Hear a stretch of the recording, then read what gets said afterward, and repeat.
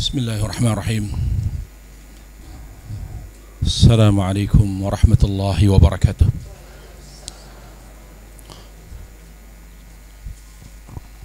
Alhamdulillah hamdan katsiran tayyiban mubarakan fih kama yuhibbu rabbuna wa yarda.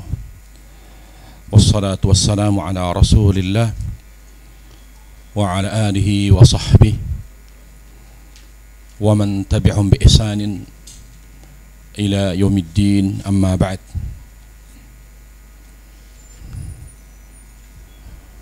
Di pagi hari yang cerah ini kita memanjatkan puji syukur kepada Allah Subhanahu wa taala yang senantiasa mencurahkan rahmatnya kepada kita dan juga selalu memberi nikmat terbaik yang memudahkan kita untuk selalu beribadah kepadanya Subhanahu wa ta'ala. Kita harus selalu bersyukur, karena bersyukur adalah tujuan hidup kita di dunia. Dengan kita bersyukur kepada Allah Subhanahu wa ta'ala, kita dengan izin Allah dapat memadukan kebahagiaan dunia dan akhirat. Mungkin orang bisa bahagia dengan materi di dunia, tapi tidak akan pernah bahagia di akhirat ketika dia tidak bersyukur kepada Allah Subhanahu wa taala. Makanya para jemaah sekalian, Allah Subhanahu wa taala begitu Allah haramkan kenikmatan akhirat bagi orang-orang yang tidak bersyukur, sampai orang-orang kafir yang baik sekali, semua kebaikannya Allah bayar lunas di dunia. Jadi tidak ada satupun kebaikan yang ia lakukan sebanyak apapun, sebesar apapun yang belum dibayar oleh Allah. Karena Allah Ta'ala Asy-Syakur, sangat menghargai kebaikan, selalu membalas kebaikan. Bahkan orang kafir ketika dia banyak berbuat baik, dibalas oleh Allah di dunia, tidak akan dibalas oleh Allah di akhirat. Karena dunia tempat orang-orang yang tidak bersyukur. Itu pun hanya sebatas lahiriah. Sementara orang-orang yang beriman, Allah Ta'ala memberikan dunia dan akhirat dengan ketenangan, dengan kebahagiaan, selama hambanya yang beriman bersyukur kepada Allah Subhanahu wa taala. Jadi ada kebahagiaan akhirat, ada suasana kebahagiaan di dunia ini seperti suasana kebahagiaan di akhirat. Bahkan sebagian ulama mengatakan, kalau seandainya penduduk surga tahu ada kenikmatan di dunia yang belum mereka rasakan, niscaya mereka iri. Apa itu kenikmatan di dunia yang mirip persis, hanya fasilitas yang berbeda, yaitu bersyukur kepada Allah. Para jemaah sekalian Allah Subhanahu wa taala, tolong selalu jaga tiga hal dalam hidup kita. Yang pertama, karena tiga hal ini adalah tiga hal yang tidak terpisahkan dan sudah saya sampaikan pada kajian kita ketika mentadabburi surah Al-Fatihah, yaitu rahmat Allah, hidayah, dan kebahagiaan. Jadi kita kalau ingin mendapatkan hidayah, nggak bisa dia bilang hidayah itu kan nanti datang sendiri, nggak bisa. Kalaupun ada, berapa di antara orang yang mendapatkan hidayah tanpa ikhtiar, tanpa sebab? Hidayah itu harus dicari. Dan bagaimana kita merasa kita berhak mendapatkan hidayah ketika Allah tahu hati kita kotor? Bagaimana Allah katakan, walau alimallahu fihim khaira la asma'ahum. Kalau Allah tahu hati orang itu layak mendapatkan hidayah, Allah pasti kasih hidayah. Tapi masalahnya hati kita layak atau tidak? Jadi apa yang harus kita lakukan agar selalu mendapatkan hidayah? Kejar rahmat Allah. Bagaimana caranya kita disayang Allah? Itu yang harus terngiang-ngiang di pikiran kita, yang harus terbesit dalam hati kita. Bagaimana Allah sayang sama saya, bagaimana Allah mencintai saya. Karena kalau udah cinta, kalau Allah sudah cinta, pasti Allah kasih yang terbaik, yaitu hidayah. Kenapa ya kok saya kurang bahagia? Karena sehari-hari kita banyak melakukan hal yang tidak Allah cintai. Banyak hal yang membuat kita tidak semakin dicintai, malah semakin jauh dari Allah Subhanahu wa taala. Jadi hidayah itu ada dan akan semakin sempurna ketika kita dicintai Allah, disayang Allah Subhanahu wa taala. Jadi cari kebahagiaan melalui hidayah dan jemput hidayah melalui rahmat Allah Subhanahu wa taala. Para jamaah sekalian yang dimuliakan Allah Subhanahu wa taala, kita mohon kepada Allah tabaraka wa taala taufik. Kita mohon kepada Allah pertolongannya agar kita dibuka oleh Allah azza wa jalla ilmunya yang seluas-luasnya ketika kita mentadaburi pada hari ini surah An-Nasr. Surah An-Nasr, surah yang sangat pendek di antara surah yang sangat pendek dari Al-Quranul Karim. Namun sayang, banyak dari kita hanya menghafalnya. Ingat, Al-Quran diturunkan oleh Allah. Al-Quran diturunkan oleh Allah Subhanahu wa taala ya dengan 3 tujuan. Tujuan pertama, dengan kita dapat mewujudkan tujuan diturunkannya Al-Quran, disitulah kita bisa merasakan keberkahan Al-Quran. Al-Quran bisa menjadi bagian dari hati kita, Rabi'a qalbi, menjadi pelipur lara, penghibur, penyejuk jiwa. Kapan? Yang pertama, ketika kita bisa membacanya dengan benar. Di antara jamaah, apabila masih ada yang belum bisa membaca Quran dengan benar, manfaatkan waktu untuk bisa belajar. Tidak harus jamaah sekalian bisa menguasai ilmu qiraah. Negeri kita ini banyak menganut qiraah hafs. Justru akan menjadi fitnah kalau kita praktekkan riwayat imam yang lain. Riwayat Qalun, riwayat Warsh, riwayat Abi Amr, bingung nanti, malah fitnah. Yang penting kita satu riwayat kita kuasai. Kita bisa baca dengan benar. Ingat, membaca dengan benar wajib. Siapa yang belum bisa membaca Quran dengan benar, dia berdosa, akan ditanya oleh Allah nanti di akhirat. Dan ingat, membaca Quran dengan benar bukan pilihan tapi kewajiban. Yang kedua, kewajiban atau tujuan diturunkannya Al-Quran kepada manusia untuk ditadabburi, direnungkan makna dan kandungannya. Kenapa harus ditadabburi? Bagaimana Allah katakan, kitabun anzalnahu ilaik mubarakun liyadabbaru ayatihi waliyatadzakkar ulul albab. Kata mubarak artinya dibaca dengan benar. Liyadabbar, ditadabburi. Apa tadabbur?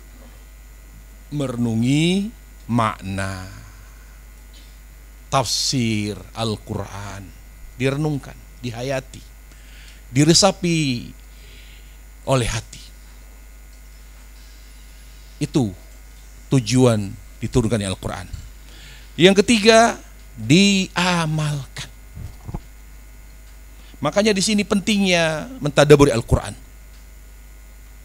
Karena dengan kita bersama-sama mentadabburi Al-Quran, kita bisa mengamalkan minimal surah-surah, ayat-ayat yang sering kita baca di dalam sholat, bisa kita amalkan dalam kehidupan kita sehari-hari. Baik, kita mohon kepada Allah Subhanahu wa taala agar kita dibuka banyak sekali ilmunya ketika kita mengkaji surah An-Nasr ini. Surah An-Nasr, surah yang terdiri hanya 3 ayat. Hanya 3. Kalau ada jamaah di sini yang gak hafal, keterlaluan. Saya yakin sekali, surah An-Nasr salah satu surah favorit ibu-ibu sekalian. Ya, karena begitu pendek. Ya, terlihat dari wajah-wajahnya, wajah An-Nasr, Al-Kautsar, Al-Ikhlas, Al-Falaq. Nggak ada tuh di jidatnya tertulis An-Naba, nggak ada. Al-Baqarah ada, bagus. Alif Lam Mim, ruku. Baik, kita baca dulu ayatnya, kita sampaikan terjemahnya, baru kita mulai masuk tadabbur.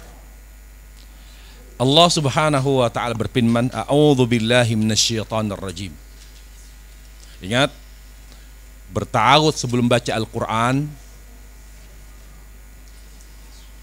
hanya ya sebagian ulama mengatakan wajib, sebagian mengatakan sunnah. Dan ta'awudz itu hanya dilakukan sebelum membaca Quran. Tidak berlaku pada amal lain. Jadi jangan ada yang pernah ingin bertanya, maaf Ustadz saya mau nanya, ya silakan ibu, a'udzubillahi minasyaitonirrajim. Berarti seolah-olah ibu menganggap Ustadz ibu itu adalah setan. Ingat, kenapa? Karena yang paling dibenci oleh iblis ketika kaum muslimin dekat dengan Al-Quran. Dan inilah hidayah.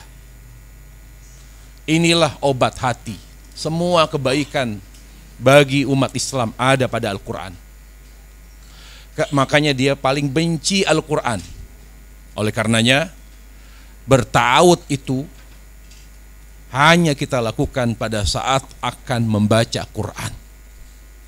Tidak pada amal yang lain. Tidak perlu.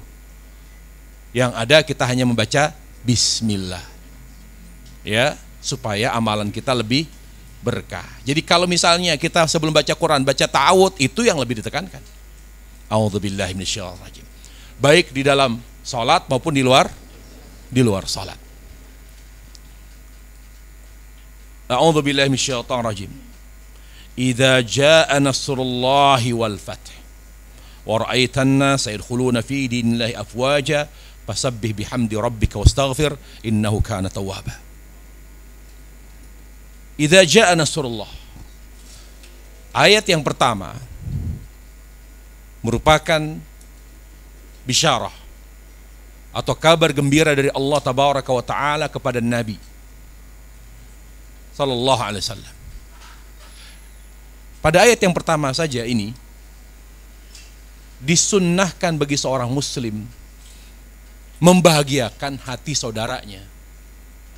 Lihat Allah Jalla wa'ala memberi kabar gembira, membahagiakan hati Nabi Muhammad SAW.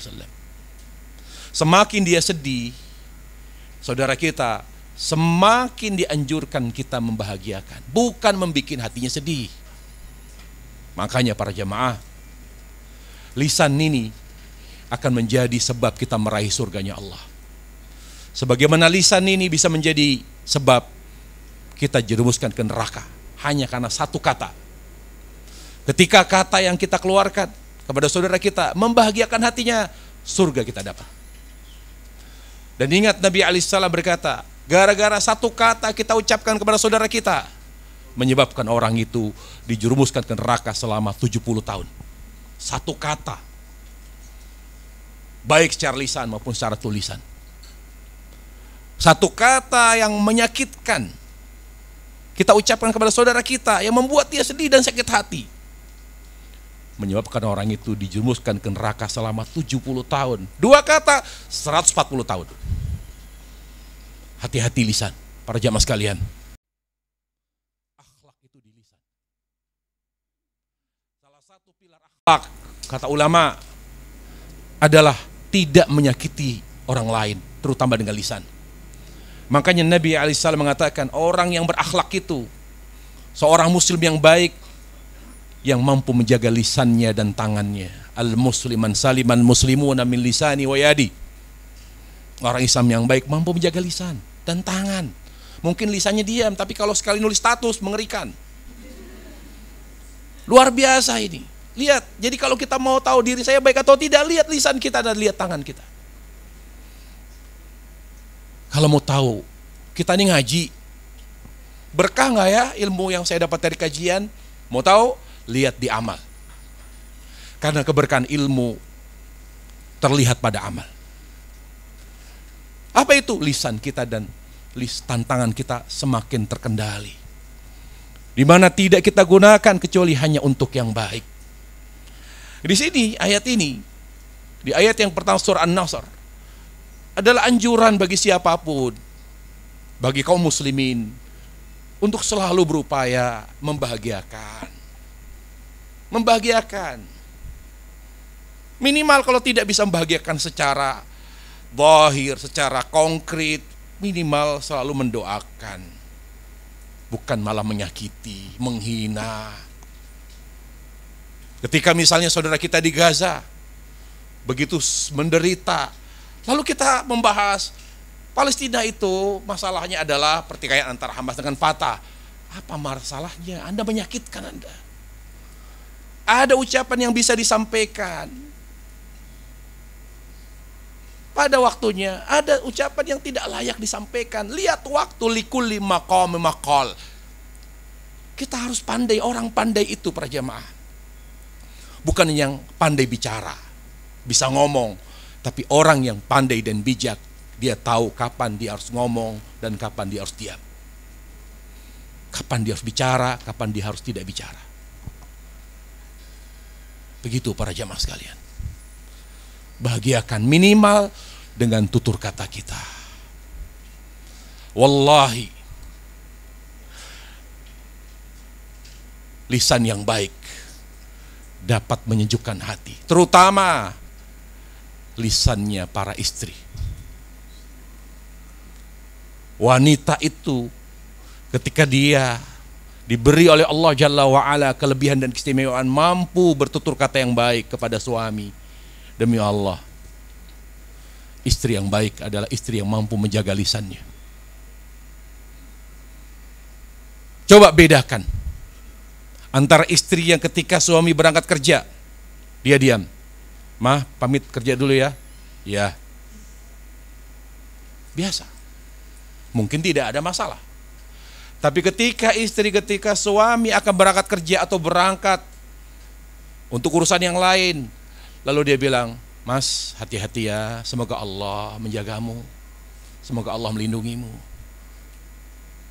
semoga Allah memberikan taufik kepadamu. Itu rasanya para jamaah, suami rasanya diberi angin segar.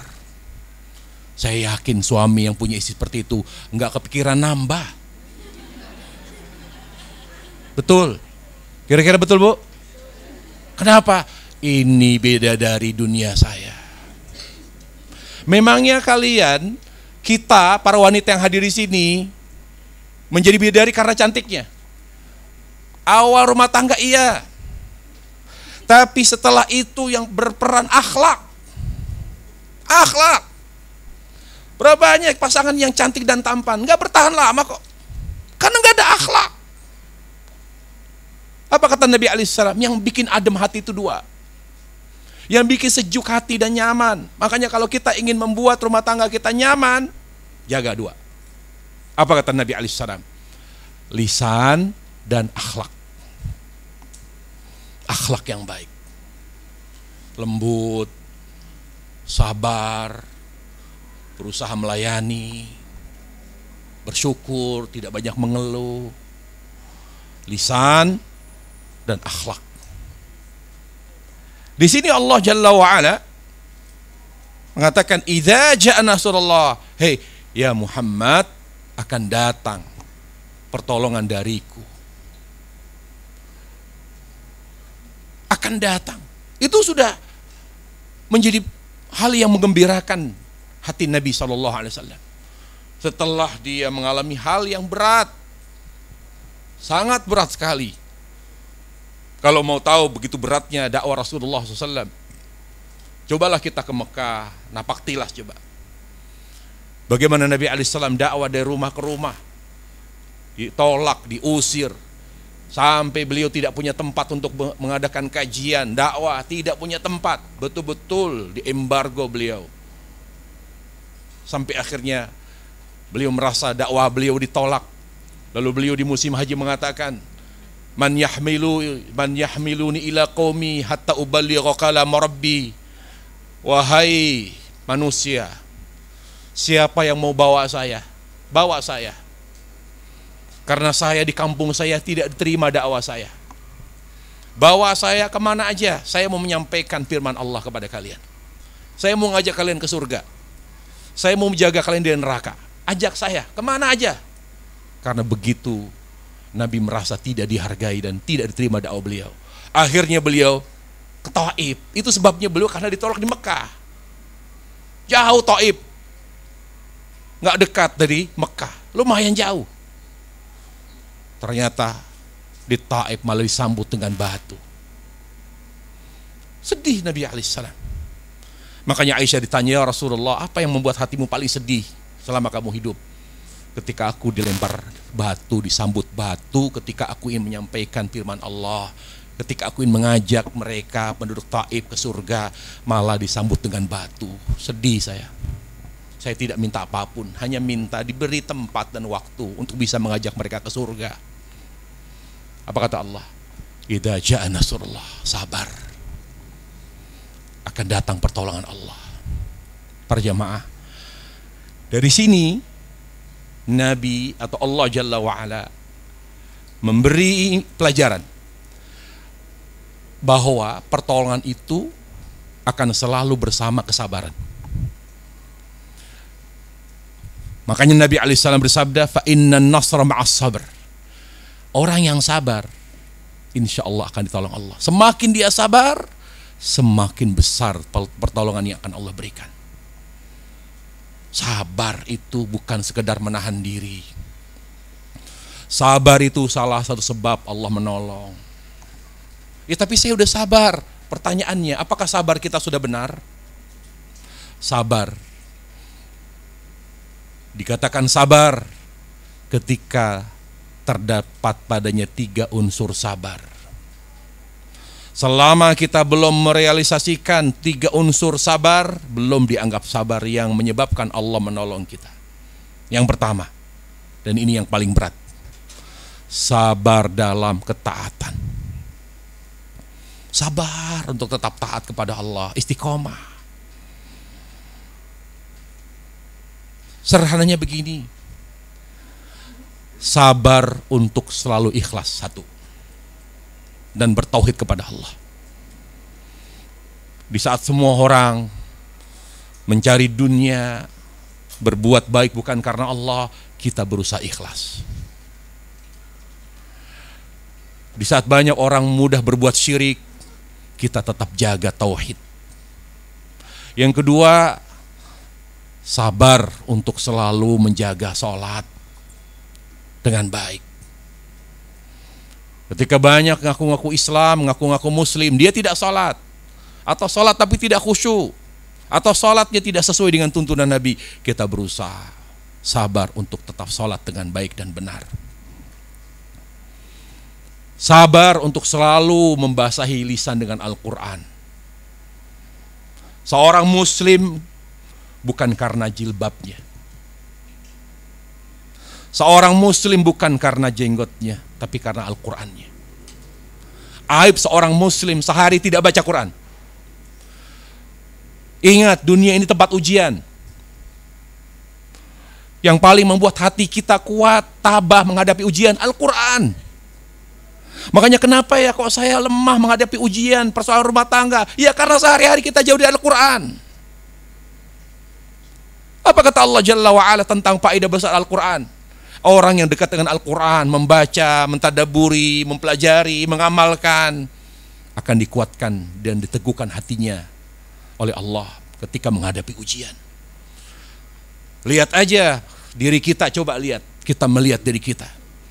Ketika dulu kita jauh Al-Quran dengan sekarang, beda kualitas hati, kekuatan hati ketika menghadapi ujian. Apa kata Allah? Kenapa Al-Quran itu Allah turunkan kepada Muhammad secara bertahap? Supaya beliau bisa dekat dengan Al-Quran. Kadzalika linutsabbita bihi fuadak. Kami turunkan Al-Quran ke hatimu secara bertahap agar hatimu teguh, agar hatimu kuat dalam menghadapi ujian. Pesan saya para jamaah, terutama untuk kaum wanita yang mana jiwanya lemah, terutama menghadapi persoalan rumah tangga, sedia payung sebelum hujan. Sekarang mungkin tidak ada apa-apa, tidak ada masalah, tapi siapkan hati, karena ujian yang paling berat adalah ujian yang dirasakan oleh hati. Semakin kuat iman kita, semakin berat ujiannya. Ketika ujian datang dari orang yang kita sayangi, dari anak, dari suami, bagaimana supaya kita kuat nanti ketika menghadapi persoalan yang muncul? Setiap hari baca Quran, ba'da subuh, di waktu setengah lain, terserah. Wajibkan diri kita baca Quran. Insya Allah akan kita rasakan perbedaan yang signifikan ketika nanti dihadapkan oleh sebuah persoalan berat. Kok lebih sabar ya, kok lebih tenang, kok lebih kuat, kok lebih tabah, lebih tegar? Iya, karena Al-Quran. Kemudian yang kedua, sabar dari maksiat. Semua yang diharamkan Allah, tinggalkan.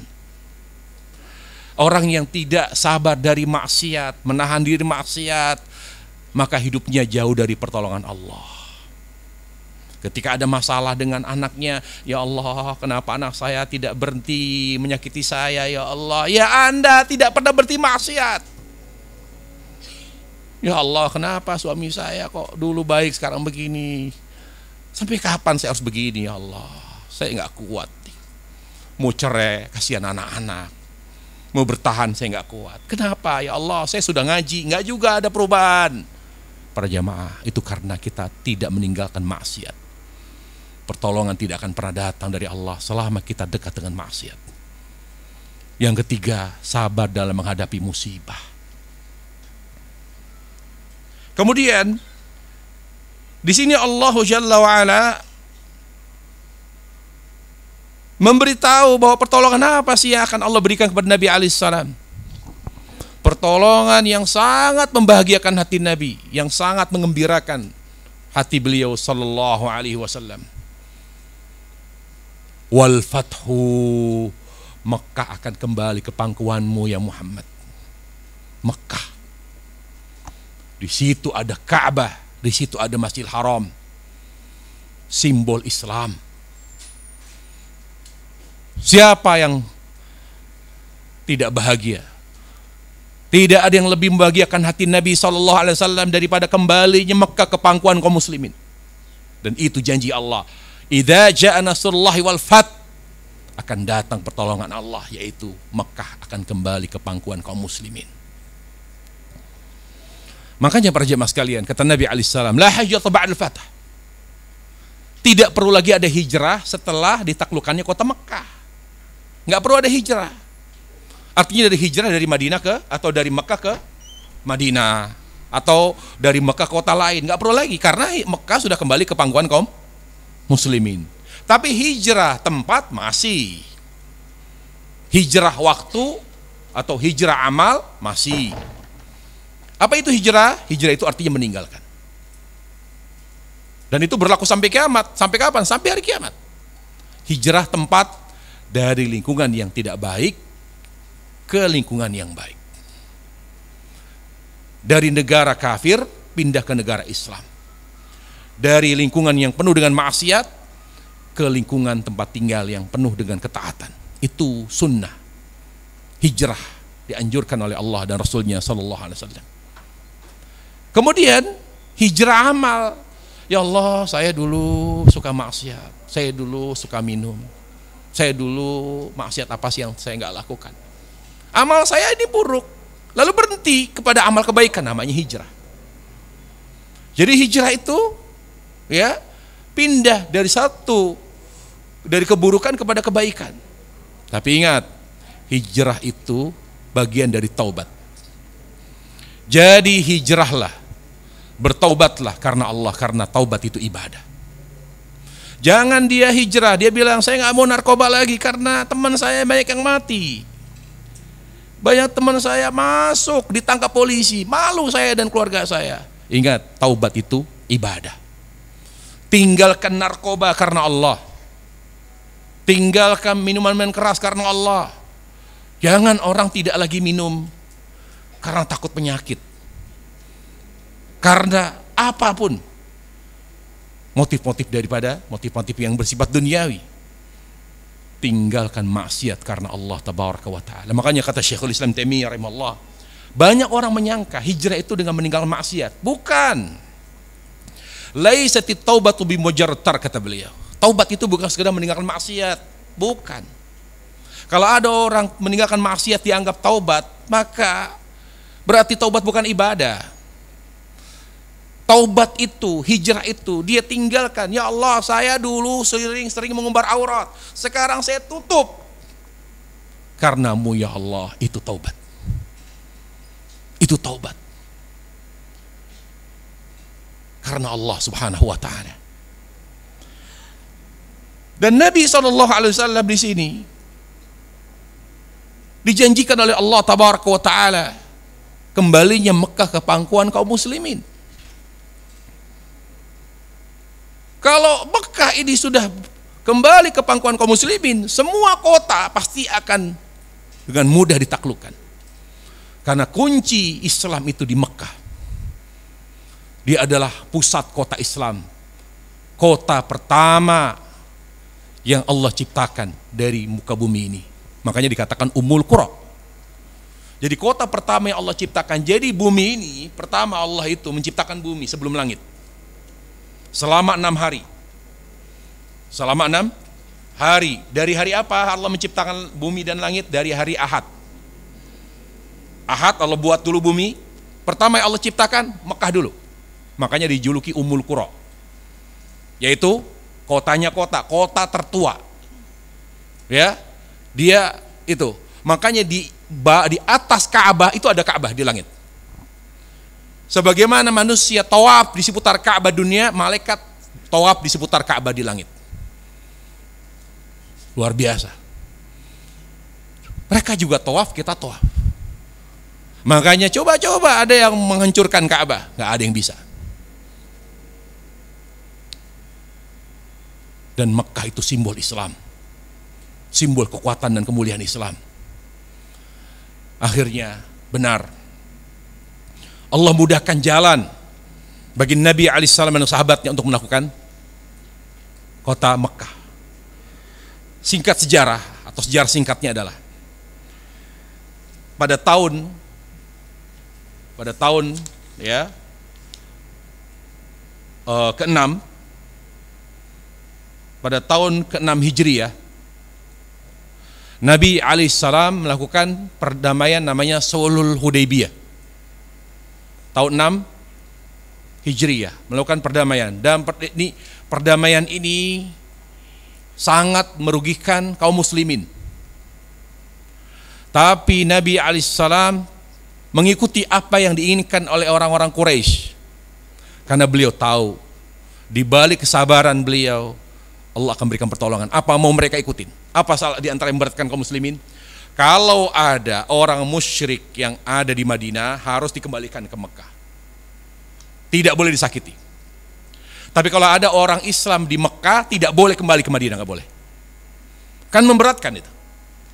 Lah nanti yang orang Islam yang ada di Mekah gimana? Disakiti, dizalimi, difitnah. Mereka nggak nyaman dan tidak dilindungi. Tapi kalau ada orang kufar Quraisy ada di Mekah, ada di Madinah, tidak boleh disakiti. Banyak sahabat protes. Kata Nabi, biarkan. Terus apa? Pas tanda tangan dengan cincin beliau sallallahu alaihi wasallam, Muhammad Rasulullah. Kata Quraisy, Lah buat apa kami damai? Kami mau berdamai dengan Anda karena Anda sebagai hamba Allah, bukan sebagai Rasul. Hapus Rasulullah, nggak ada itu Rasul. Lalu diganti dengan apa? Muhammad Abdullah. Lalu kata Rasulullah SAW, ya Ali, ikutin Muhammad Abdullah. Nggak ada Muhammad Rasulullah, nggak boleh. Udah sepakat, padahal perjanjian itu merugikan kaum muslimin. Ternyata para jamaah sekalian, setelah itu Quraisy melanggar perjanjian. Dan Nabi marah. Dan marah, nah ini terkait dengan marah. Marah itu bisa menjadi bencana, bisa menjadi anugerah. Seorang muslim tidak boleh tidak punya sifat marah. Tapi mana yang merupakan bencana? Yang Nabi katakan, la taghdab, jangan mudah marah, jangan temperamen. Marah yang dilarang oleh Islam adalah marah hanya karena urusan dunia. Marah yang menyebabkan penyakit yang tidak baik bagi kaum muslimin, bagi kita semua, hanya karena urusan dunia. Misalnya kita dimasakin oleh mbak kita, pembantu kita, lalu kok asin, mbak sini mbak, makan kamu nih. Kamu pengen kawin ya? Ingat, marah yang tidak baik yang disebabkan oleh karena urusan dunia. Tapi marah yang indah yang menambah kewibawaan dan kemuliaan kita, marah karena urusan akhirat dan agama. Misal, kita tahu ternyata anak kita, dia pakai jilbab di rumah tapi di luar dia buka, marah. Ternyata kita tahu anak kita kalau ada orang tuanya sholat, nggak ada orang tuanya tidak sholat, marah. Ini marah yang tidak akan pernah menimbulkan penyakit. Dan itulah marahnya Rasulullah SAW. Dan Nabi marah ketika kaum Quraisy melanggar perjanjian. Dan Nabi segera mengerahkan seluruh kekuatan dia bentuk pasukan sebanyak 10.000. Di mana Allahu Akbar, kita harus menghancurkan mereka. Karena mereka telah melanggar perjanjian yang selama ini perjanjian merugikan kita. Kita sudah sabar, tapi mereka melecehkan kita. Kita tidak lemah. Allahu Akbar, kita berangkat ke Mekah. Mekah itu jauh, 10.000. Lalu apa? Subhanallah, sebelum beliau memerintahkan berangkat ke Mekah, 10.000 pasukan sahabat Rasulullah, Rasul doa. Nah ini penting. Orang boleh berencana sematang apapun. Orang boleh berikhtiar sebagus apapun, sesempurna apapun, tapi jangan lupa doa. Mungkin bagi kita pasti berhasil, ternyata gagal. Kenapa? Karena kurang doa. Boleh orang berobat ke tempat yang sangat manjur atau ke dokter yang ahli, tapi kok nggak sembuh karena kurang doa. Itu bedanya kita dengan orang kafir. Mereka berikhtiar semaksimal mungkin tanpa doa kepada Allah karena Tuhan mereka bukan Allah. Kita harus beda. Kita berobat ke Singapura jangan hanya dengan fisik, dengan hati. Ya Allah, sembuhkan orang tua saya. Jangan lupa. Jangan hanya membawa uang, tapi bawa doa. Seorang muslim akan berada di puncak ikhtiar ketika dia berikhtiar semaksimal mungkin, tapi dengan doa. Karena semua itu ditentukan Allah oleh Allah Subhanahu wa Ta'ala. Lihat Nabi. Setelah dia kumpulkan, dia bentuk pasukan khusus 10.000 jumlahnya. Dia berdoa, ya Allah, Allahumma ammi akhbarana anhum. Ya Allah, jadikan serangan yang akan kami lakukan kepada mereka tidak diketahui oleh mereka, ya Allah. Sembunyikan rencana kami, ya Allah. Doa dia. Jadi beliau dan 10.000 jalan, gak ada yang tahu. Selama berhari-hari, lebih dari seminggu berjalan, sampai mendekati Mekah, orang Mekah gak tahu. Rasulullah SAW, ya Allah, ini siasat. Karena mereka kalau tahu pasti mereka akan menyiapkan pasukan. Akhirnya apa? Nabi alaihissalam berangkat, dia berdoa. Ya Allah, jangan sampai mereka tahu bahwa kami akan menyerang mereka. Berangkat. Benar. Rasulullah SAW mengatakan, kalau sampai Mekah kalian kepung Masjidil Haram, karena kuncinya di Masjidil Haram. Tidak ada satu celah, seluruh Masjidil Haram kepung. Wahum muhituna bihim, dikepung mereka kaget. Kapan Nabi alaihissalam menyerang kaum musyrikin dan merebut kembali kota Mekah? Di tahun ke-8 Hijriah. Jadi selama sekian bulan, bahkan lebih dari setahun beliau bentuk pasukan. Dan selama itu beliau sembunyikan rencana beliau untuk menyerang dan merebut kembali kota Mekah. Nah ini penting. Menang itu nikmat. Menaklukkan kota Mekah juga nih nikmat. Penting. Apa itu? Kalau kita punya nikmat, jangan diperlihatkan. Inna likulli dzi ni'matin mahsud, karena setiap nikmat pasti ada orang yang iri. Nikmat apapun, makanya kata ulama, kenapa Allah menyuruh kita berdoa dengan suara rendah?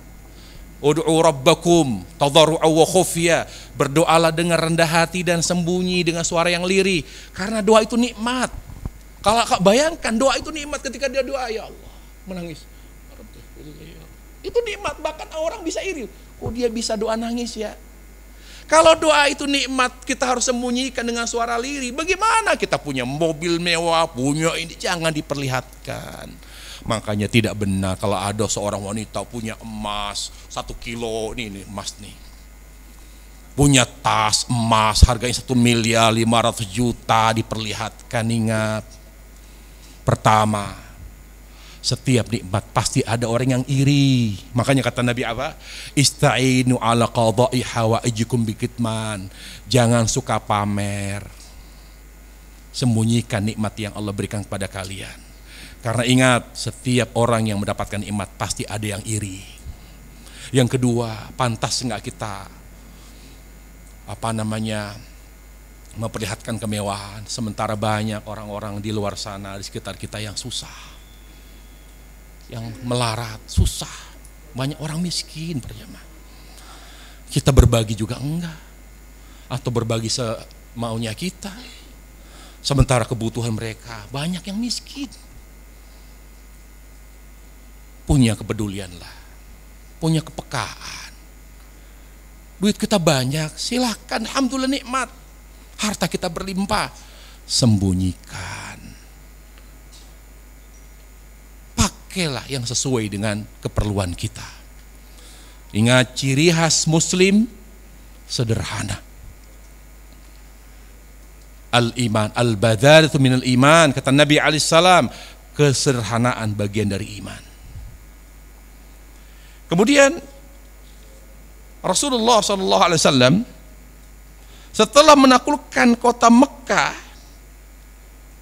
mengepung Masjidil Haram, lalu Rasulullah SAW memerintahkan salah sahabat, kamu berteriak, seluruh tokoh silakan merapat ke Ka'bah. Tokoh-tokoh, pemuka agama, pemuka masyarakat, silakan merapat ke Ka'bah atau berlindung di rumah Abu Sufyan. Siapa yang tidak merapat ke Ka'bah atau berlindung di rumah Abu Sufyan, dia akan menerima akibatnya. Akhirnya semua tokoh Quraisy merapat ke Ka'bah, dan kebanyakan ke sana, ada sebagiannya ke Abu Sufyan. Setelah itu Nabi alaihissalam naik onta dengan dikepang. Nabi itu sering dikepang. Dikepang, beliau dengan sorbannya, beliau nunduk, ya. Tidak dengan membusungkan dada, tapi sambil menundukkan membungkukkan badan beliau sambil jalan. Kemudian setelah di hadapan tokoh Quraisy, beliau mengatakan, apa yang kalian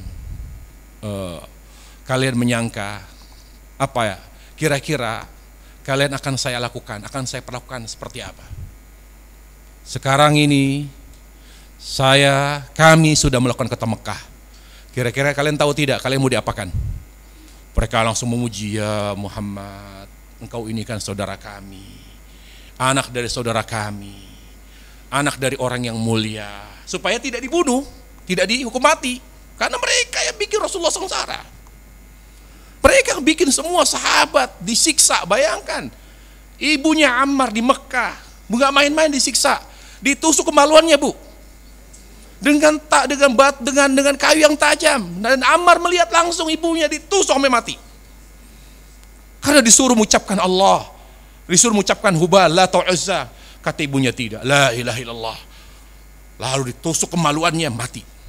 Makanya Ammar, nggak kuat saya nggak kuat. Akhirnya dibilang Lat wal Uzza. Makanya kata Allah Jalla wa ala, illa man ukriha wa qalbu mutmainnun. Dia dipaksa mengucapkan kata-kata kufur tapi hatinya tetap yakin dengan iman. Kabur dia, dibebaskan. Selamat Ammar. Makanya ketika Rasulullah SAW meninggal, ayah ibunya meninggal karena disiksa, apa kata Allah? Kata Nabi alaihissalam, sabron ali Yasir fa inna mau'idakumul jannah. Sabar bagi keluarga Yasir yang masih hidup. Allah menjanjikan surga bagi kalian. Kalau beliau tahu, ingat sahabat-sahabat yang disiksa sampai mati, dendam gak kira-kira? Nah ini Nabi tidak dendam. Makanya para jemaah, kalau mau hati kita tenang, jangan suka menyimpan dendam, jangan suka menyimpan kebencian. Nabi itu orang yang paling tenang dan bahagia hatinya. Kenapa? Karena beliau seorang yang pemaaf.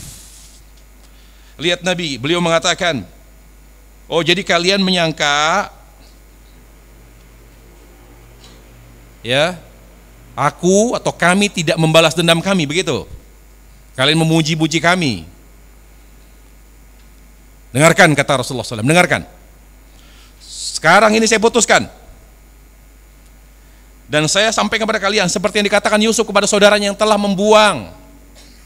Apa kata Nabi Yusuf alaihissalam? Saya ucapkan, saya kutip perkataan Yusuf. La tathriba alaikum liyaum yaghfirullahu lakum. La tathriba alaikum. Tidak ada balas dendam bagi kalian. Allah maafkan kalian. Kalau Allah maaf, saya juga maaf. Saya maafkan kalian. Jadi mereka dimaafkan. Lalu kata Nabi alaihissalam, silakan. Yang mau pergi. Kalian semua saya bebaskan. Tidak ada sanksi hukum, tidak ada sanksi sosial, tidak ada, saya maafkan. Dan itulah rahasia mengapa hati Nabi senantiasa tenang, bahagia. Karena beliau tidak pernah menyimpan amarah, kebencian, dendam. Bahkan beliau banyak memaafkan kesalahan orang lain sebesar dan sebanyak apapun. Itu kunci kebahagiaan para jemaah. Jangan menyimpan. Dan insya Allah saya jamin, saya tambahkan, orang yang tidak pernah menyimpan kebencian, amarah, dendam, plong, marah sepintas, ya udahlah saya maafkan. Sesakit apapun dimaafkan. Insya Allah awet muda, Bu. Insya Allah sehat walafiat, jauh dari penyakit. Saya bisa lihat wajah-wajah orang yang pendendam. Saya bisa lihat orang-orang yang selalu memaafkan. Ya, tidak perlu ke salon, Ibu. Insya Allah inner beauty akan terlihat dari wajahnya. Wajahnya itu cerah, plong, orangnya enak. Salat juga khusyuk, ibadah nikmat. Siapa yang memaafkan? Kenapa? Kalau disimpan, coba ingat, ya Allah sakit saya. Ya Allah kok bisa, ya Allah. Kok tega sekali, selama ini saya kurang apa, sakit saya Allah. Ngadu ke Allah, sakit saya Allah. Yang bikin sakit Anda. Kenapa Anda tidak maafkan? Perjamaah, memaafkan lebih baik, lebih besar maslahatnya, lebih besar ampunan yang Allah akan berikan, lebih besar pahalanya daripada dendam. Ingat, orang yang banyak memaafkan, orang yang suka memaafkan akan lebih dekat dan dicintai Allah. Abu Bakar Siddiq radhiyallahu anhu, ketika anaknya Aisyah dituduh selingkuh, menyakitkan keluarga terhormat ini, keluarga yang kuat agamanya, mertua Rasulullah SAW, mantunya bukan orang-orang yang tidak baik, semua mantunya, keluarganya baik, dekat dengan agama. Kok tiba-tiba ada musibah yang gak sejalan dengan keadaan mereka, yang mana mereka adalah orang-orang yang kuat agamanya. Apa? Anaknya, istri Rasulullah dituduh selingkuh. Tahu gak? Salah satu yang menyebar fitnah keji itu keponakan Abu Bakar, Mistah namanya. Dan selama ini Mistah ini keluarganya itu miskin, Dibantu oleh Abu Bakar dari kecil dia. Semua kebutuhannya dipenuhi oleh Abu Bakar. Keponakan dan keluarganya, semua orang tuanya dipenuhi. Karena Abu Bakar orang kaya. Keluarga Mistah dibantu. Udah besar, malah ikut memfitnah. Kira-kira sakit hati nggak? Belajar dari Abu Bakar. Kata dia, wallahi saya marah. Saya hentikan bantuan saya untuk keluarga Mistah. Lalu Nabi alaihissalam mendengar itu, kata Rasulullah, ya Abu Bakar, kenapa kamu dendam? Bagaimana tidak sakit hati ya Rasul? Kalau orang lain, saya sakit, saya marah, tapi tidak sampai sakit hati. Ini keponakan saya, sepupunya Aisyah, dia dan keluarganya yang bantu siapa? Saya. Kok nggak tahu diri? Saya nggak mungkin memaafkan. Lalu apa kata Rasul? Ya Abu Bakar, mau nggak kamu dapat ampunan Allah? Mau nggak Allah mengampuni semua dosa-dosamu? Kenapa kalau aku? Apa maksudnya Rasulullah? Allah akan ampuni dosa-dosa saya. Kalau kamu maafkan, semua dosamu Allah ampuni. Kalau kamu maafkan Mistah, semua ampunan Allah berikan kepadamu. Apa kata Abu Bakar? Ampunin ya Rasulullah, saya diampuni dosa-dosa saya oleh Allah. Kalau saya maafkan Mistah, saya maafkan. Falyafu walyasahu ala tuhibbuna yaghfirallahu lakum. Maafkan, berlapang dadalah. Orang yang banyak maafkan, hatinya nikmat. Kenapa? Tidak ada beban dosa. Apa sih yang membuat hati ini lemah? Karena beratnya beban dosa. Semua beban dosa akan Allah hilangkan ketika kita memaafkan. Maafkan, jangan suka menyimpan dendam. Terutama kaum wanita, mereka suka menyimpan. Kalau deket-deket banget. Tapi kalau udah selek, lebih dari Bang Toib. 2 lebaran, 3 lebaran gak tegur sapa. Seolah-olah tidak pernah kenal sama sekali. Betul? Betul atau salah? Betul. Makanya dalam bermuamalah, jangan berlebihan dalam mencintai, jangan berlebihan dalam karena yang kita cintai bisa jadi yang kita paling benci, dan sebaliknya. Kemudian, ya, Allah Subhanahu wa taala di ayat yang kedua mengatakan, "Wa ra'aitan nas yadkhuluna fi dinillahi afwaja." Setelah kalian berhasil menaklukkan kota Mekah, kalian lihat, kata Allah Jalla wa Ala, tidak lagi ada orang masuk Islam diam-diam, sembunyi-sembunyi enggak ada. Semua mereka terang-terangan, asyhadu an la ilaha illallah, asyhadu Allah, bahkan bukan 1-2 orang yang masuk Islam, berbondong-bondong dari berbagai daerah, negara datang. Makanya setelah itu, yaitu pada tahun, ya, kira-kira pada tahun ke-9 Hijriah, Nabi kewalahan karena banyak sekali tamu yang datang. Untuk apa? Untuk masuk Islam.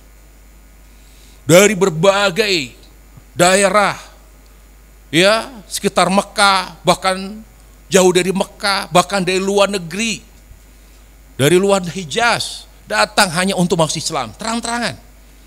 Dan Nabi bangga sekali, bahagia sekali. Di saat Mekah belum ditaklukkan oleh kaum muslimin, betapa sulitnya orang masuk Islam. Yadkhuluna fi dinillahi afwaja.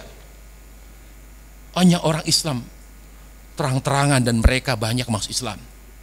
Nah, di sini para jemaah sekalian, Allah Subhanahu wa taala, apa yang perlu kita ambil, apa yang pelajaran bisa kita ambil dari ayat yang kedua adalah, ya, bahwa kalau kita ingin dakwah kita diterima, disambut oleh banyak orang, maka kita harus punya kekuatan pengaruh, kekuatan media. Sebagaimana kebatilan itu mereka menyebarkan kebatilan melalui media, maka yang hak pun harus kuat medianya, harus kuat pengaruhnya. Jadi kita tidak diusir dari tempat ke tempat yang lain. Tidak bisa itu, karena kita tidak punya kekuatan, tidak punya otoritas. Media pun demikian, harus kuat. Semakin kuat media, makanya dulu para ulama menghindar di kamera, nggak mau mereka. Karena bagi mereka fitnah, mereka takut terkenal. Para ulama-ulama itu begitu. Tapi setelah mereka melihat, oh ternyata kalau orang di syuting, di kamera, direkam, dimasukkan ke YouTube segala macam. Banyak orang yang hanya bukan melihat hanya yang hadir di kajian, bahkan di seluruh dunia melihat. Bisa jadi ada satu video dia yang membuat orang masuk Islam. membuat orang taubat hijrah, dan dia tidak sadar betapa luar biasa dampaknya media itu. Makanya banyak para ulama sekarang rela direkam, dipoto, demi apa? Kemaslahatnya lebih banyak. Dan inilah Nabi alaihissalam mengatakan Mekah itu kekuatan, maka tidak heran banyak orang masuk Islam. Para jamaah sekalian, Islam harus dikuatkan. Islam itu harus disempurnakan, dikokohkan.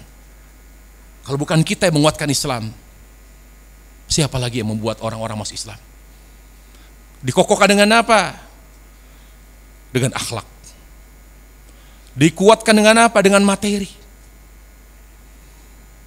Jangan terkesan Islam ini miskin, Islam ini lemah ekonominya.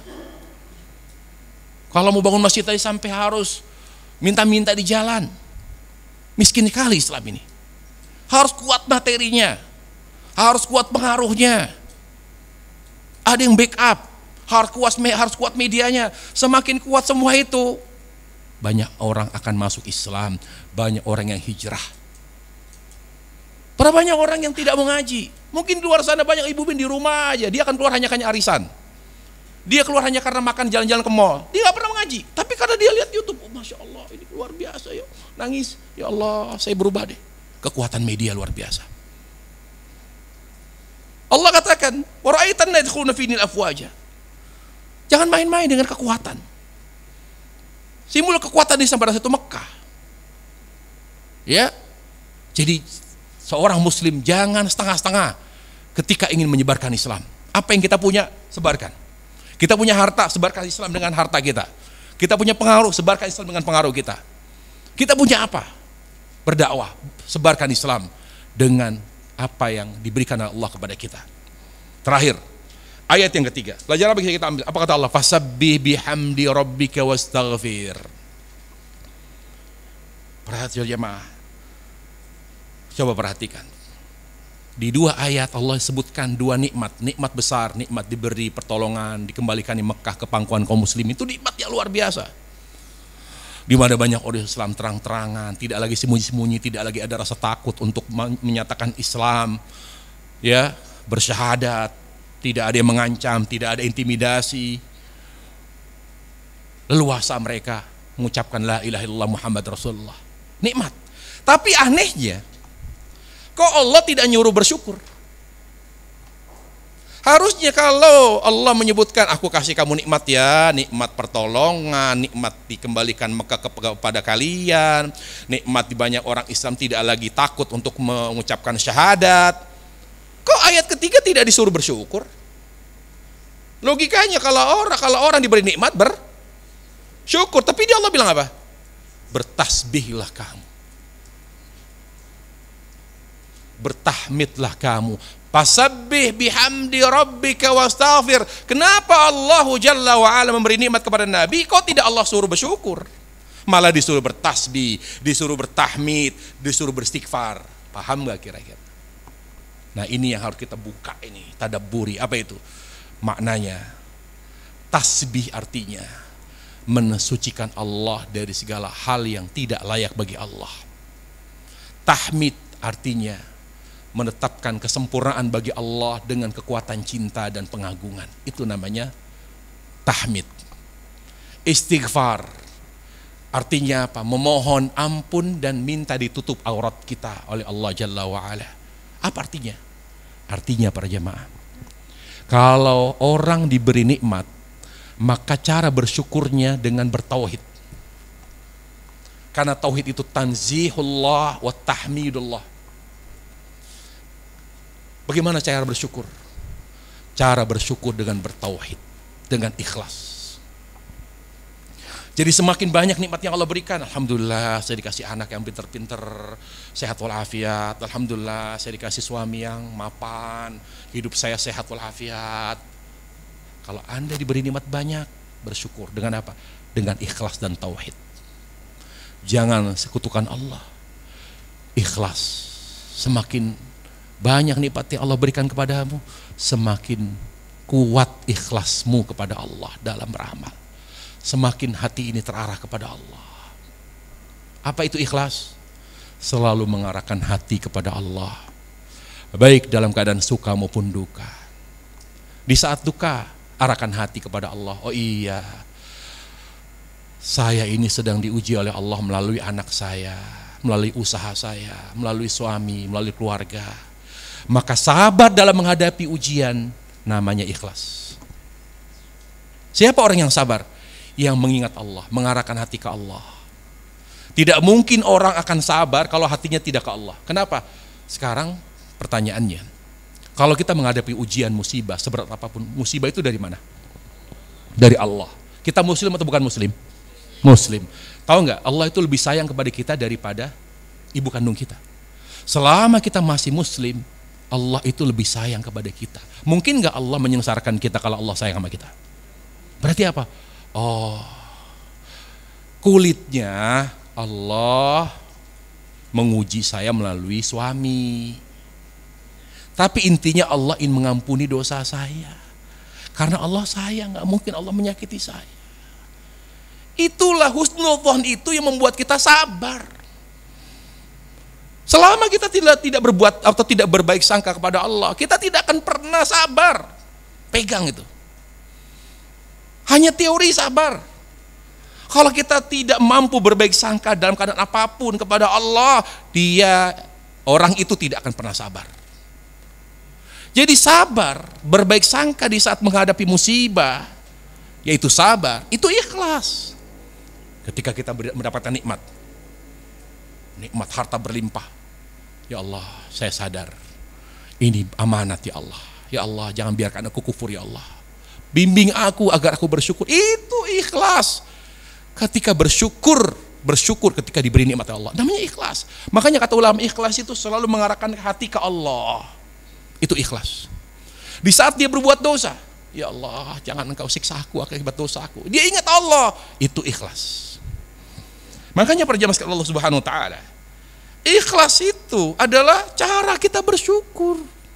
Fasabbih bihamdi rabbika wastaghfir. Kemudian apa lagi selain tauhid? Taubat, hijrah.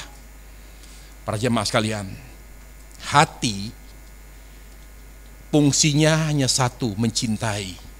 Kalau dia cintanya Allah, hatinya baik dan bersih. Kalau dia cintanya dunia, anak, suami, istri, orang tua, harta, hati akan kotor dan mati. Tinggal siapa yang kita cintai. Toh semua itu tadinya tidak kita miliki, adalah pemberian Allah tabaraka wa ta'ala. Jadi seharusnya logikanya, kalau mereka tadinya tidak ada lalu Allah kasih, berarti kita harus cinta mereka karena Allah. Jangan kita korbankan Allah demi mereka. Toh kita meninggal tidak bersama mereka. Tolonglah merenung. Orang dewasa itu orang yang banyak merenung. Coba perhatikan para jemaah sekalian Allah Subhanahu wa ta'ala. Hati ini tugasnya mencintai. Bagaimana hati tetap terjaga cinta kepada Allah tabaraka wa ta'ala dari dalam ya? Dijaganya dengan apa? Takut dan berharap hanya kepada Allah. Bagaimana hati tetap cinta? Jaga hati tetap cinta kepada Allah dengan takut kepada Allah. Makanya kenapa ya kok saya susah ingat mati, susah saya rindu sama Allah. Kenapa ya susah gitu loh. Saya susah rindu kepada Allah gitu. Saya nggak pernah ya Allah, saya rindu. Nabi itu kalau doa, ya Allah aku ingin rindu kepadamu, nangis Nabi alaihissalam. Nabi tidak pernah ngeluh kalau beliau makan hanya, tahu nggak para jamaah sekalian, Nabi itu kalau makan korma yang ada kutunya, nggak pernah ngeluh dia. Ya Allah susah amat, saya Nabi, tapi kenapa makan korma begini kok sejelek ini, seburuk ini. Nabi tidak pernah beralaskan dengan alas yang empuk, bahkan beliau sampai membekas di badannya. Lalu Umar kata, ya Rasulullah engkau Nabi tinggal minta kaya. Ya Umar, jangan terlalu ribet dengan urusan dunia, biarin aja. Dunia kita tidak bawa mati. Biasa, mau tidur di tempat yang empuk boleh, mau tidur di tempat yang kasar gak ada. Jangan terlalu dibuat ribet masalah dunia. Biasa saja, karena kita tidak membawa dunia. Lihat Nabi. Nabi tidak pernah nangis karena kesulitan dalam urusan dunia. Nabi nangisnya kapan? Ketika dia rindu kepada Allah. Ketika dia rindu kepada Allah, beliau nangis para jamaah sekalian. Kemudian Kenapa kok kita kurang ada rasa cinta, rasa rindu kepada Allah? Karena kita tidak takut Allah. Dan tidak pernah berharap kepada Allah, lebih banyak berharap kepada makhluk, kepada anak, kepada suami. Salah. Mereka akan mengecewakan kita. Sandarkan hati hanya kepada Allah yang tidak pernah mengecewakan. Ya Allah, saya kecewa sama anak saya. Harusnya menghormati saya. Kenapa malah menyakiti? Yang salah di Anda. Kenapa Anda terlalu berharap kepada anak? Anak itu makhluk. Allah itu As-Samad yang selalu memenuhi semua hajat kita, tidak pernah mengecewakan kita. Lalu dari cinta kepada amal, bagaimana ya Allah saya istiqomah? Nah, dari hati kepada amal namanya istiqomah. Perlu ada yang menjaga. Bagaimana amal saya benar ya Allah, semakin baik ibadah saya. Jaga dengan dua apa? Hijrah, taubat, dan sabar. Jadi orang yang mudah menunda hijrah, udah lantarlah saya berubah, taubatnya nanti berdampak ke syukur. Makanya kata Allah, wastaghfir, jangan tunda ya Muhammad, kamu minta ampun kepada Rasul punya dosa apa? Kenapa Nabi disuruh beristighfar? Sekarang saya tanya para jamaah sekalian, Nabi punya dosa tidak? Kenapa disuruh istighfar oleh Allah? Coba renungkan ayat ini, kenapa Nabi disuruh istighfar padahal Nabi tidak punya dosa? Yang berhak disuruh istighfar itu kita, tapi Nabi yang disuruh. Artinya apa? Taubat itu menyempurnakan syukur. Taubat itu memperkuat dan menyempurnakan syukur. Jadi kenapa Nabi alaihissalam disuruh istighfar oleh Allah? Supaya kamu tambah bersyukur. Supaya sempurna syukurnya kepada Allah. Kalau sudah sempurna syukurnya, dia pasti meninggal husnul khotimah. Kita juga begitu. Jangan remehkan dosa. Jangan tunda hijrah, jangan tunda taubat. Karena taubat itu sangat kuat kontaknya dengan syukur kepada Allah Jalla wa'ala. Kemudian kata Allah, innahu kana tawwaba. Istighfar, banyak istighfar akan membuat kita dekat pada taubat. Makanya di sini kata ulama ada bedanya taubat dengan istighfar. Apa taubat dan istighfar perbedaannya? Pertama, istighfar dari memohon ampun dari dosa kecil. Taubat memohon ampun dari dosa besar. Makanya kalau orang melakukan dosa besar tidak bisa dengan istighfar, harus dengan taubat. Dan taubat itu ada syaratnya. Sebagian ulama mengatakan 4, sebagian ulama mengatakan 5. Yang pertama, bertaubat karena Allah, ikhlas karena Allah. Yang kedua, harus menyesal. Karena kalau taubat beda, dia ada syarat tersendiri, beda dengan istighfar. Harus menyesal. Kalau tidak ada penyesalan, dia tidak dianggap bertaubat. Yang ketiga, berjanji untuk tidak mengulangi. Ya. Al-azam ala adamil audah. Yang keempat, dia benci. Misalnya ada wanita dulu suka pakai pakaian yang mengumbar aurat. Tapi dia nggak pakai lagi karena udah bosen lah, udah tua, udah malu. Tapi kalau lihat lagi yang model baru, kayaknya bagus nih. Berarti dia tidak taubat. Taubat itu dia harus membenci maksiat yang dulu dia lakukan. Itu baru taubat. Benci dia. Misalnya kita suka ghibah. Kita suka membicarakan aib orang lain. Lalu udahlah saya nggak mau ngomongin orang. Orang aib saja saya aja banyak kok. Tapi ketika nimbrung dengan majelis di rumah makan, di mall, itu si fulana begini. Iya ya, malah nimbrung, dia tidak taubat. Orang taubat itu harus membenci. Namanya ikhla. Kemudian yang kelima, kalau ada masalah kita dengan manusia harus diselesaikan. Kalau kehormatan yang kita lecehkan harus minta maaf. Kalau ada hak orang yang kita ambil harus dikembalikan. Nah itu. Nah ini satu sisi isyarat dari Allah bahwa bersyukur atas nikmat yaitu dengan bertauhid dan bertaubat kepada Allah. Terakhir, ada namanya kata ulama tafsir isyari. Tafsir yang tidak secara langsung tapi isyarat aja. Di mana sahabat pun nggak tahu tafsir ini. Bahkan hanya satu sahabat yang paham tafsir fasabbih bihamdi rabbika wastaghfir, atau secara keseluruhan apa tafsir surat An-Nasr, nggak ada yang tahu kecuali Abdullah bin Abbas. Makanya siapa sahabat yang paling alim dalam masalah tafsir Al-Quran? Abdullah bin Abbas. Makanya ibu-ibu sekalian para jamaah, kalau ada tafsir berkata Ibnu Abbas tentang ayat ini, pegang, itu dia pasti benar. Dibanding tafsir sahabat yang lain, dibanding tafsir tabi'in, tafsir sahabat menjadi rujukan menjadi pegangan bagi para mufassir tafsir Ibn Abbas. Bagaimana kisahnya? Abdullah Umar atau Umar Khattab itu waktu jadi khalifah. Dia pengen tahu tafsir Surah An-Nasr. Beliau tahu bahwa hanya Ibn Abbas yang tahu. Lalu dia kumpulkan semua tokoh-tokoh Quraisy dikumpulkan. Yuk kita kumpul, kita bikin pertemuan khusus.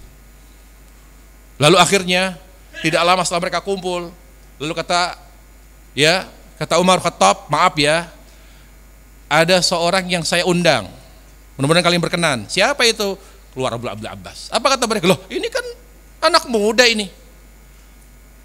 Anak bau kencur ini. Ini kan majlis orang tua. Kenapa kumpul di sini? Jangan remehkan mudanya.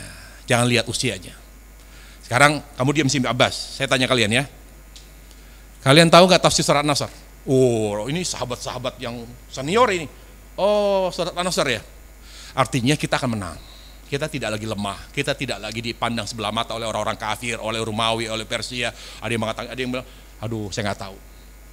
Lihat sahabat yang sudah tua, yang udah umur, yang senior, nggak tahu tafsirnya. Berarti apa? Ilmu itu tidak dilihat dari usia. Ilmu pemahaman agama tidak ditentukan oleh usia. Makanya kalau kamu ngajarin saya, anak baru kemarin ngajarin saya kamu, nggak bisa. Ilmu itu anugerah yang Allah berikan kepada yang sudah usia lanjut dan kepada yang dia itu anugerah. Dia tidak ditentukan oleh usia. Lalu setelah mereka menafsirkan surah An-Nasr begini, ada yang mengatakan nggak tahu. Lalu akhirnya udah. Nanti banyak yang ngaco nanti. Ya Abdullah bin Abbas, tolong terangkan kepada kita, sampaikan. Apa sih tafsirnya surah An-Nasr ini yang singkat dan pendek ini? Mohon izin Amirul Mukminin, saya ingin menyampaikan tafsir surah An-Nasr, di mana melalui surah An-Nasr Allah mengabarkan kepada Nabi bahwa ajal beliau sudah dekat. Kaget. Melalui surah An-Nasr Allah mengabarkan kepada Nabi Muhammad SAW bahwa ajal beliau sudah dekat. Karena beliau itu meninggal tahun berapa? Ke-12. Fatu Mekah tahun berapa? Tahun 9. Berarti 3 tahun lagi kan? Sisa umur beliau disuruh bertasbih, bertahmid dan beristighfar. Jadi bagi kita yang sudah umurnya tinggal sisa, kapan orang umurnya sisa? Berada di sisa umurnya berapa? 60 ke atas. Bukan 40. Tapi nggak ada yang 40 di sini.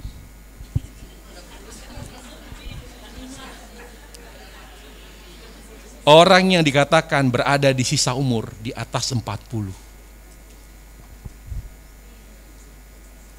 Kalau di atas 60 bonus. Karena rata-rata umur umat Nabi 60 kata Rasulullah. Berarti sisanya itu di atas 40. Berarti kita semua di sini rata-rata sudah berada di sisa umur. Tinggal tunggu panggilan. Lalu apa yang kita ambil dari surah Al-Nasr? Lalu saya berada di sisa umur nih sekarang nih. Yang diperkuat setelah kita berada di atas 40 tahun lebih, kuatkan hati lebih ikhlas. Jangan lagi, itu gimana kontrakan, ada yang ngurusin nggak, berapa penghasilannya, itu gimana apartemen, udah dibayar belum yang nyewa, nggak boleh. Kalau orang sudah 40 tahun lebih, hatinya ke akhirat. Fasabbih bihamdi rabbik.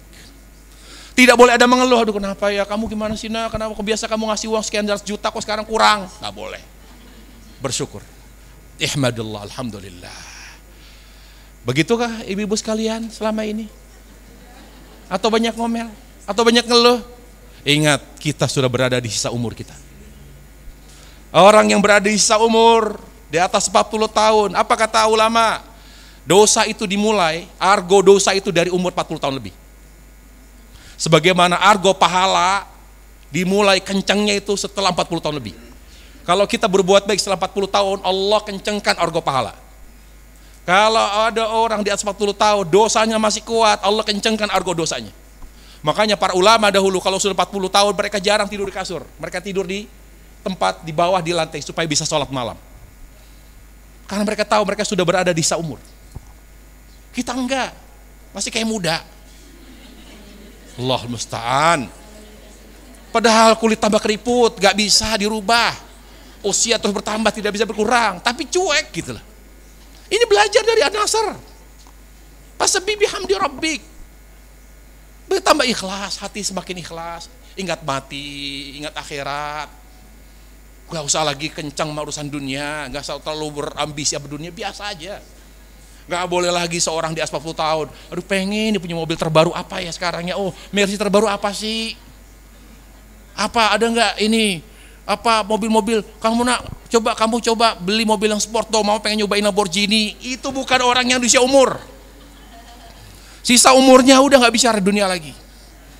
Bahkan dikasih mobil pun oleh anak, jangan kamu beli mobil, kalau bisa kamu hajiin ibu saja. Atau kamu duitnya buat infak, buat bangun pesantren, kasih anak yatim, bangun sekolah buat mereka bisa belajar agama, santuni itu orang-orang yang ngajar, yang miskin-miskin, duitnya daripada kamu buat beli mobil yang duitnya miliaran, sayang nak. Kalau kamu ngasih ibu, gak usah kasih ibu, gak usah kamu bagusin rumah, udah cukup ini, alhamdulillah cukup. Ada seorang ibu, saya ceritakan ini, dia kaya raya, seorang pengusaha supermarket bu. Dia itu padahal anak-anaknya kaya, rumahnya mewah-mewah, tapi dia nggak mau. Dan padahal salah satu supermarketnya itu butuh parkiran luas dan harus dibongkar di rumah lamanya. Dia bilang saya nggak mau. Selama ibu belum meninggal, jangan pernah bongkar ini. Ini sudah nyaman buat ibadah. Rumah ini kalau dirubah bisa berubah suasana ibadahnya. Ini tempat silaturahim, ini tempat ngaji. Mama sholat di sini dengan papa kamu dulu. Jangan pernah dihancurin. Padahal mau dibikin puluhan miliar bisa, tapi dia nggak mau. Buat apa dunia? Udah, saya bilang bu, ibu dekat dengan surga kalau ibu kayak begini. Ayolah, kalau kita berada di seumur, tidak boleh lagi kencang dunia kita. Kendorin. Lebih ke akhirat. Terus apa lagi? Jangan banyak mengeluh. Banyak bersyukur pada Allah. Alhamdulillah.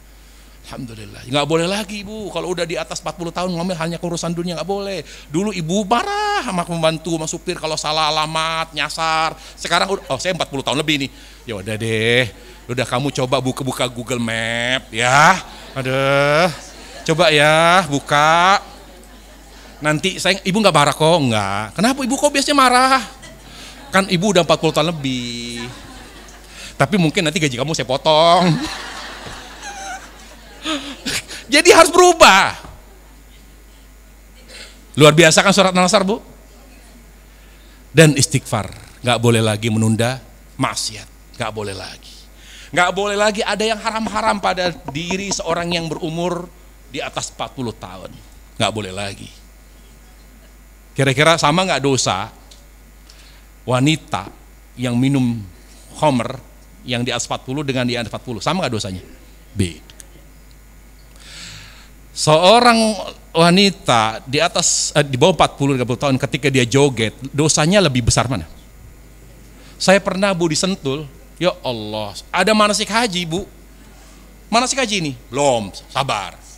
Manasik haji, saya ngasih manasik haji. Setelah selesai, jam berapa? Jam 10 malam. Kakek nenek dansa. Itu kalau jorokin jatuh kali. Ya Allah ya Rabbi, jam 10 malam, dansa. Astagfirullahaladzim. Ya Allah, ini ingat mati ya, udah keriput, matanya juga udah kurang jelas kali, udah kurang awas, dansa. Dia muslim. Ya Allah, saya bilang kenapa masih dansa? Coba sholat malam kek. Mudah-mudahan yang ada di sini tidak seperti itu bu ya. Lebih ke akhirat, lebih beramal ibadah kepada Allah Subhanahu wa taala.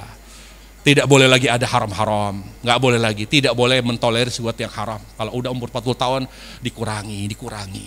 Kalau begitu, insya Allah dengan 3 tadi, lebih berikhlas, lebih banyak bersyukur, tidak pernah meremehkan dosa. Ada hal-hal yang haram, udah nggak mau lagi. Insya Allah kita diwafatkan Allah dalam keadaan husnul khatimah. Wallahu ta'ala alam, wa sallallahu wasallam, wa barak Muhammad, wa ala alihi wa sahbihi wasallam, walhamdulillah alamin. Di antara ibu sekalian mungkin ada yang mau bertanya, ya boleh langsung, boleh tulis silahkan.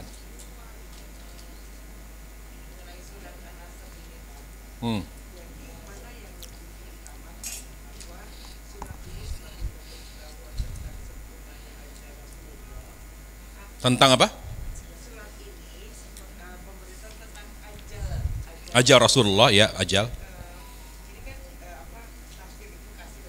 Hmm. Hmm. Hmm. Hmm.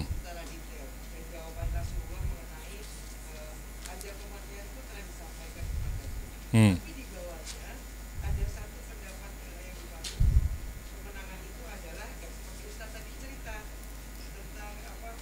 Batu Mekah. Dua-duanya sahih. Yang Batu Mekah di ayat pertama itu nikmat, ya kan? Terus juga betapa banyak orang yang dulu sembunyi-sembunyi masuk Islam sekarang udah nggak lagi, terang-terangan, bahkan orang berbondong-bondong, itu nikmat. Terus yang ajal kan bagian ketiga, nggak ada nyambung, nggak ada korelasinya, nggak ada korelasinya. Penekanan ajal itu, bahwa ajal Nabi itu dikabarkan oleh Allah melalui surat An-Nasr ayat ketiga. Nggak ada. Jadi masing-masing itu justru yang kita pelajaran-pelajaran yang bisa, yang penting yang dimunculkan oleh surat An-Nasr. Semua itu dari situ. Semua memang ditunjukkan oleh surat An-Nasr. Nggak ada ini pertentangan di sana. Betul. Tadi Ustaz katakan kalau marah disebabkan urusan agama itu problem. Boleh. Urusan agama boleh. Misalnya Al-Quran diinjak-injak kita marah. Ghirah, ya betul. Kecemburuan. Ya, ketika anak kita buka jilbab. Ya. Ketika anak kita melakukan maksiat, marah. Kalau karena urusan agama silakan marah, insya Allah tidak membawa penyakit.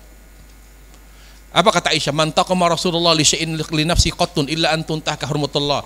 Nabi tidak pernah marah karena urusan pribadi. Beliau itu marah ketika agama Allah dilecehkan. Sejauh mana kita boleh marah terhadap anak yang sudah remaja dalam hal ini, Ustaz? Apakah tidak mengapa kalau di awal-awal mereka beribadah karena terpaksa? Enggak apa-apa. Kalau disuruh sholat susah banget, sabar, terus sabar. Jangan marah dulu, mungkin lembut dulu lah. Tapi kalau sudah berkali-kali, ya sudah waktunya sudah lama, dia sudah dewasa, itu namanya penyakit. Kalau masih susah ibadah, masih jauh dari sholat, ibu harus tegas, ibu harus marah, ya. Tunjukkan bahwa urusan agama tidak main-main. Gimana kamu mau sukses? Gimana kamu mau dibantu Allah? Gimana kamu mau diberkahi umur kamu, hidup kamu kalau kamu tidak sholat? Kamu sayang sama ibu, kalau kamu sayang sama ibu, kamu sholat. Karena ibu dapat pahala kalau kamu sholat. Kamu nggak ngasih apapun sama ibu nggak apa-apa. Jadi keluarkan kata-kata tegas. Jadi marah kalau ada urusan agama. Silahkan. Dan itulah cara marahnya Rasulullah SAW. Kalau ada orang berjanji nadar di depan Ka'bah, lalu beliau meninggal sebelum menunaikan nadarnya, apakah itu dianggap sebagai hutang yang harus ditunaikan? Naam. Nadar itu sebetulnya suatu hal yang tidak wajib, lalu diwajibkan karena nadar. Tapi ingat, nadar itu makruh. Kata Nabi SAW, orang yang sedang nadar itu karena pelit. Dia mau sedekah kalau dia sembuh. Dia mau berinfak kalau anaknya lulus ujian. Pelit dia sebetulnya. Dia mau puasa, dia pelit sama amal, pelit sama harta. Apa kata Nabi? Innaman nadharu minal bakhil. Orang yang sering nadar itu karena dia pelit. Jadi jangan bangga kalau kita sering nadar. Hindari nadar. Jangan suka bernadar, nggak baik. Puasa-puasa aja. Berinfak, jangan terkait dengan kesembuhan, kelancaran urusan, kesuksesan, ya itu sama Allah, jangan. Dan itu kata Nabi, orang yang suka nadar yang hitung-hitungan sama Allah. Gak ada seorang muslim tidak pernah hitung-hitungan sama Allah. Dia yakin apapun kebaikannya pasti akan Allah balas. Gak bisa gitu. Jadi gitu Ibu ya. Jangan dibiasakan bernadar, apalagi nadar depan Ka'bah. Malu-maluin, ngapain? Udah di tempatnya Allah bernadar lagi. Doa di depan Ka'bah, di multazam, doa. Wallahi multazam tempat yang paling mustajab doa, bukan raudhah. Raudhah bukan tempat doa. Saya jelaskan dalam buku umroh saya, para ulama menjelaskan raudhah bukan tempat doa tapi tempat sholat. Jadi kalau orang diberikan kemudahan Allah untuk ke raudhah, sholat, Allahu Akbar 2 rakaat, setelah itu menyingkir. Bukan doa. Egois dong. tempat terbatas, ratusan orang masuk ke situ. Kasihan mereka yang nggak bisa masuk karena dia doanya berapa lama? Ya Allah, saya minta ini, minta itu, minta ini. Satu orang begitu, yang lain nggak kebagian para jamaah. Di mana tempat mustajab? Multazam. Antara Hajar Aswad dengan pintu Ka'bah. Tempelkan tangan dengan suami supaya dia di depan, ibu di belakang. Pegang, ya Allah, saya minta ya Allah panjang umur saya dalam ketaatan, beri saya kesehatan. Mustajab. Setiap orang yang doa di multazam selalu didengar oleh Allah. Cuma jangan pernah minta muda lagi, nggak mungkin. Apapun yang kita minta di multazam akan diijabah oleh Allah Jalla wa'ala. Ngapain di depan Ka'bah? Ya Allah, saya nadar. Ya Allah, saya mengikat janji suci depan Ka'bah, ya Allah. Kebanyakan yang nikah di Mekah cerai. Buat apa nikah di Mekah? Nggak ada bangganya. Masjidil Haram itu tempat sholat, bukan tempat nikah. Wah, gaya-gayanya nikah di Mekah. Apa ada pahala nikah di Mekah? Nggak ada pahalanya.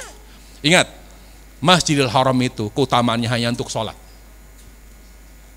Bahkan sholat pun sholat fardu para jamaah. Sholat sunnah nggak ada dilipat gandakan pahalanya di Masjidil Haram, nggak ada. Kata Nabi alaihissalam, ya, khairu sholatul mar'i fi baiti ilal maktuba. Tempat terbaik sholat sunnah itu di rumah, di tempat tinggal yang tertutup. Kecuali sholat fardu. Sholat fardu tempat terbaiknya di masjid. Kemudian Aisyah radhiyallahu anha, di mana beliau paham betul hadis ini, sehingga beliau yang rumahnya sebelah Masjid Nabawi tidak pernah atau jarang sholat di Masjid Nabawi. Rumahnya di sebelah, tapi Nabi Aisyah sering sholat di Masjid Nabawi, nggak pernah. Karena beliau paham betul pahala dilipat gandakan walaupun rumahnya sebelah masjid itu ketika dia sholat di mana? Di rumah. Jadi kalau kita di Masjidil Haram sholat tahajud, sholat duha di situ, emang ada pahalanya? Ada, tapi kecil, lebih besar sholat di hotel. Sholat di Masjidil Haram yang dilipat gandakan 100.000, sholat fardu. Baru paham? Ngertos gak? Ngertos? Kalau nggak paham ya ngertos lah. Ramadan itu dilipat gandakan untuk seluruh amal. Ya, dilipat gandakan, Allah obral pahala. Ya kan? Jadi karena waktunya pahala, Allah lipat gandakan pahala. Jadi karena Ramadan. Jadi kalau sama nggak saya sholat sunnah di masjid sini, ya, dengan di Masjidil Haram kalau sholat sunnah sama, karena Ramadan. Karena waktunya Ramadan. Tapi kalau bicara tempat, iya kan? Masjid itu keutamaannya hanya berlaku bagi sholat fardu. Itu pun bagi laki-laki. Memang perempuan kalau sholat di masjid dilipat gandakan oleh Allah pahalanya? Enggak. Keutamaan wanita dilipat gandakan pahalanya Allah ketika mereka sholat di rumah. Bahkan kata ulama, sholat wanita di rumah lebih besar pahalanya daripada sholat di Masjidil Haram. Kata Nabi alaihissalam, wa buyutuna khairun lahun. Tempat terbaik sholat bagi wanita secara mutlak adalah di rumah, kata Rasulullah SAW. Di rumah, ya. Jadi jelas ya. Jadi jangan bangga. Ya Allah, saya nadar kalau anak saya dapat jodoh, saya pengen bangun masjid. Nggak nikah, nggak bangun masjid. Pelit sekali dia. Jangan kaitkan amal dengan nadar. Ya gitu ya. Kemudian Ustaz, bagaimana hati saya tenang terhadap keadaan, bagaimana agar hati istiqomah? Ingat, tenang itu kata Allah, ala bidzikrillah tatmainnul qulub. Hanya dengan zikir. Di situ ada namanya hasr. Ketika objek didahulukan seperti iyyaka na'bud, hanya kepadamu, berarti ada pengkhususan. Kata Allah, ala bidzikrillah tatmainnul qulub. Harusnya apa? Ala ya tatmainnul qulub bidzikrillah. Tapi Allah dahulukan objeknya. Ketahuilah dengan zikir hati tenang. Berarti hanya dengan zikir hati tenang. Apa itu zikir? Cinta Allah dan taat kepada Allah. Kenapa ya Ustadz kok saya kurang tenang? Ya karena kita lebih cinta anak. Makanya Allah ingin membuat hati Nabi Ibrahim tenang. Dengan apa? Ibrahim, kamu ingin tenang hatimu? Mau ya Allah, saya pengen tenang hati saya. Sembelih anakmu. Sembelih, baik ya Allah. Kenapa? Simbol. Allah ingin memberitahukan bahwa orang yang tenang itu, dia tidak lebih cinta anak daripada Allah. Enggak bakal tenang dia. Tapi ketika dia lebih mencintai Allah daripada anak, di situ mulai tenang. Belajar Nabi Ibrahim alaihissalam. Kemudian taat. Disuruh sholat, disuruh meninggalkan maksiat, tinggalkan. Jadi orang yang cinta Allah dan taat, disitulah ketenangan. Apa yang membuat hati ini resah? Dunia, urusan dunia. Terlalu cinta anak, terlalu sayang sama suami, terlalu menjadi budak harta, terlalu menganggap penting dunia. Orang yang terlalu jatuh cinta kepada dunia, dia akan disinggung dengan 3 siksaan. Sedih melulu, selalu resah, kemudian menyesal. Hamun lazim. Kemudian capek, hati ini capek terus. Kalau orang terlalu jatuh cinta dan terlalu cinta dunia, terlalu menganggap penting dunia, dia akan disinggung dengan 3 siksaan. Sedih terus menerus, capek terus, menyesal. Dia ya Allah nyesel terus. Kenapa kok siksa ini nggak lepas dari hati saya? Kok saya hati nggak tenang? Ya karena kita terlalu mencintai dunia. Cinta Allah dan taat pada Allah, itulah kunci tenangnya dan sejuknya jiwa kita. Semoga bermanfaat kajian kita. Wallahu taala alam. Subhanakallah bihamdik, asyhadu an la ilaha illa anta, astaghfiruka wa atubu ilaik. Assalamualaikum warahmatullahi wabarakatuh.